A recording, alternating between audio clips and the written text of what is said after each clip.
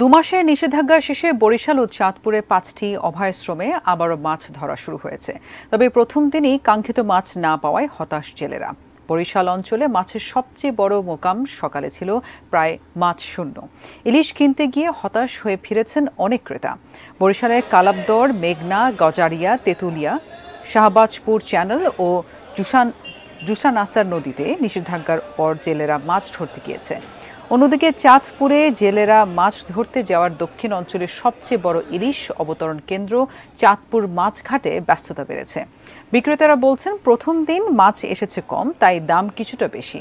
তারা আশায় আছেন জেলেরা মাছ নিয়ে ফিরবেন।